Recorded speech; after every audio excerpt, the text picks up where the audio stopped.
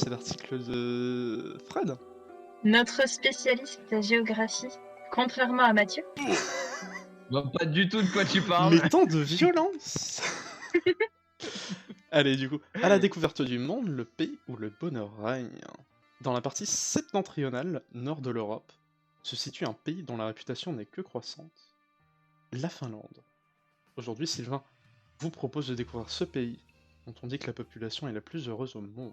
Inspiré du bonheur national brut créé au Bhoutan, l'indice mondial du bonheur permet d'avoir une appréciation de l'état de bonheur des citoyens au sein d'un pays, comptant des paramètres comme l'espérance de vie, en bonne santé, la générosité ou la perception de la corruption. Au sommet de ces classements se situe le pays dont nous allons nous intéresser aujourd'hui, la Finlande. Commençons dès maintenant à découvrir ce pays nordique où le bonheur régnerait. Donc avec un petit panorama d'Helsinki qui est donc la capitale de la Finlande. L'histoire d'une nation unifiée. La Finlande, pays d'Europe, se situe entre deux grandes puissances, la Suède et la Russie.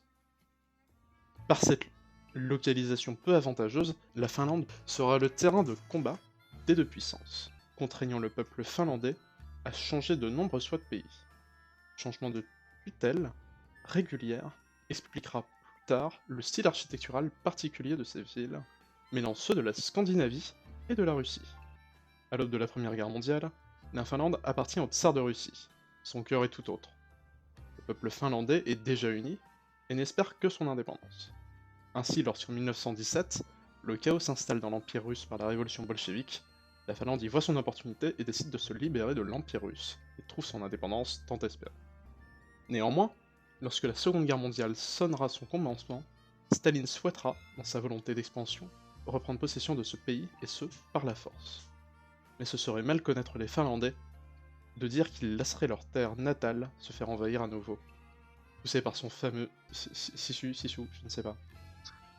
Sa volonté de faire l'armée finlandaise, aidée par les Suédois, combattra l'armée rouge devant la guerre d'hiver, où elle connaîtra de nombreuses victoires. Cette guerre s'achève alors que la Russie se fait trahir par les nazis durant l'opération Barbarossa. Les Finlandais repousseront alors les Soviétiques jusqu'à Stalingrad, opérant une sorte d'alliance avec les Allemands, mais ils ne participeront pas au siège mythique de la ville et reviendront à leur pays. Malheureusement, l'URSS sort grande vainqueur de la guerre et accuse la Finlande d'avoir fait alliance avec l'Allemagne nazie. Pour préserver son indépendance, le pays sera contraint de payer une large compensation à son ancien ennemi. De plus, du fait de sa proximité immédiate de la puissance soviétique, la politique du pays sera très influencée par l'URSS, donnant naissance au nom de finlandisation. En effet, pour ne pas défier sa puissance voisine, la Finlande gardera un état neutre vis-à-vis de la guerre froide, bien qu'elle se rapprochera des pays scandinaves aussi neutres. Après la guerre froide, la Finlande restera dans sa position neutre et se développera principalement aux côtés des pays nordiques formant le Conseil nordique.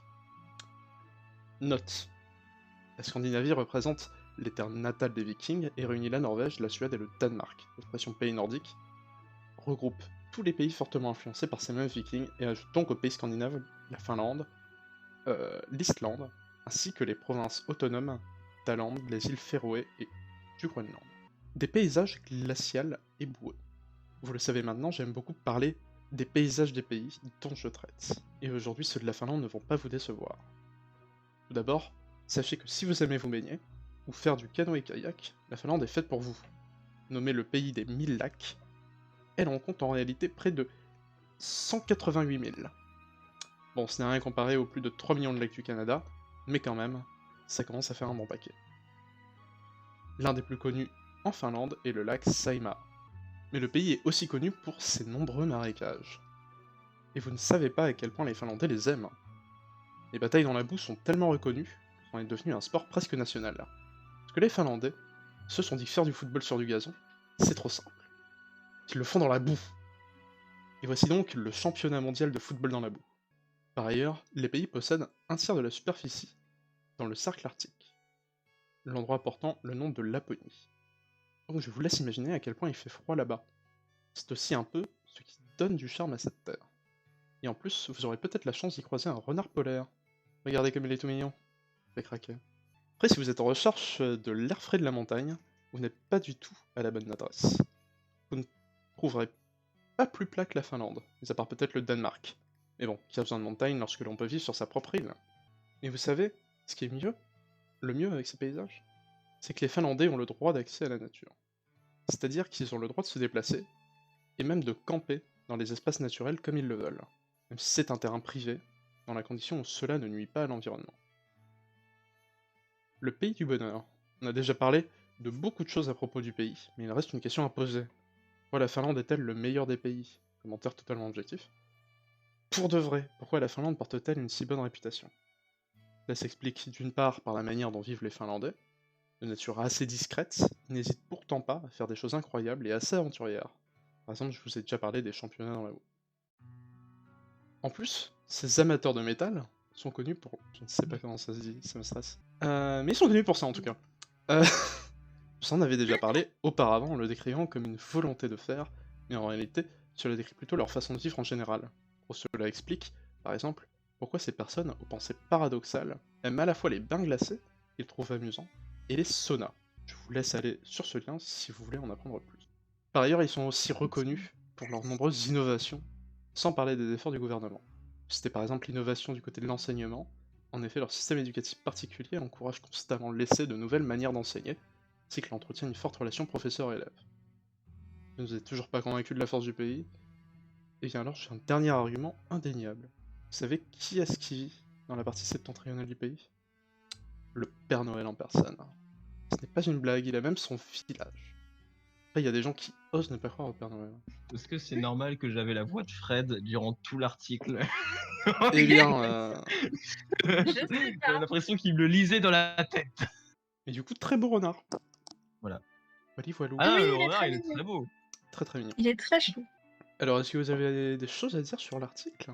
Sur l'article, comme d'habitude, je trouve les articles de Sylvain sont très bien renseignés.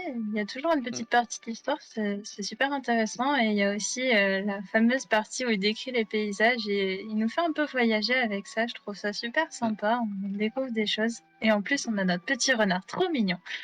Donc franchement, c'est super. Ouais. Et il y a plein de petites anecdotes sympas, genre le coup du sport dans la boue, Ouais. on s'y attend pas spécialement, tu vois. C'est vrai, c'est vrai. Et voilà, il y a plein de choses sympathiques. J'aime beaucoup. C'est vrai que le championnat du monde de football dans la boue, voilà. On devrait peut-être y mettre les Français, s'en sortiront peut-être mieux. Petite pique. Oui. Allez, tous Oui, les oui, fans oui. de foot me détestent actuellement. Il Voilà, lance ça une c'est pour mon frère là. petite pique, Tiens, hein. là, je sais qu'il m'en a envoyé une dans le chat là tout à l'heure là, avec le coup du jamais vu Mathieu aussi concentré même en cours. Tiens. On règle nos comptes entre frères en stream, c'est bon? Il C'est est violent. rancunier.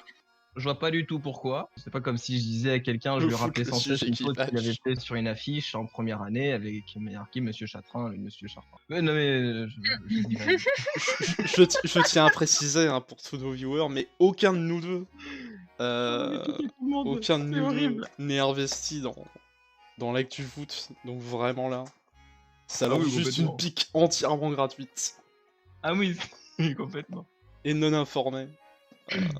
Non, sinon, bah en fait, tu vois, cet article-là, il a, on va dire, à peu près un même truc que pour mon article d'avant, à savoir que c'est plus de l'information que l'on trouve, enfin, que je vais pas dire qu'on trouve sur Internet parce que je connais Fred, il est quand même extrêmement bien renseigné. À mon avis, il a pas dû chercher trop d'informations sur Internet, plus de sa tête, mais c'est des informations dans lesquelles t'as pas vraiment de discussion derrière, c'est- dans le sens avoir un avis et tout, parce que c'est Je vois plutôt ce que tu veux dire. une information comme si tu découvrirais derrière. Merci, enfin, Même s'il bravo apporte pour la sa très petite bonne touche, lecture. Donc un grand merci. voilà. Bah bravo, évidemment. Je suis Je le meilleur dis que aussi. Mathieu. J'avoue, bravo.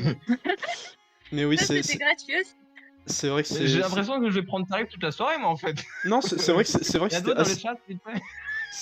C'est vrai que c'était très informatif, mais c'était pas encyclopédique pour autant. Et c'est vrai que ça, c'était cool, par contre.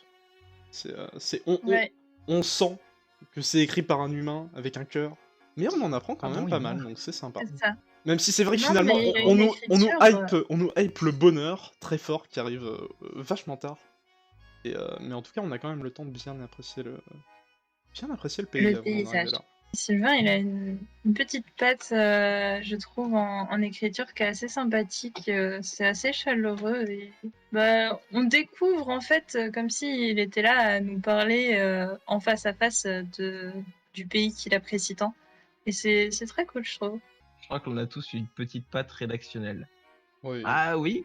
Après, il y en a qui C'est sont vrai. plus je vais pas dire qu'il y en a qui sont plus communes que d'autres, Il y en mais a je qui pense qu'il y a certaines où on peut retrouver Oui. des similitudes. Il y en a qui ont une patte plus marquée. C'est Voilà, plus ça, après, oui. voilà. Marquée, plus, Après, marqué ne veut pas dire mauvaise. et plus démarquée Ouais, aussi. attention. Non, sinon, à part ça, j'ai pas grand chose à dire de plus. Là-dedans, on a quand même les 3 points, à savoir l'histoire de la nation. Enfin, on a le côté historique, on a le côté géographique, on a le côté, j'allais dire économique, mais c'est pas du tout économique, c'est le Non, non, côté bonorique. Pour le c'est bonheur, j'invente des mots. c'est l'aspect social, peut-être. Ouais, Social, allez, au social. social, j'accepte, allez. On sait tous maintenant que le Père Noël existe vraiment. Tout à fait. Vite en Laponie, bien sûr.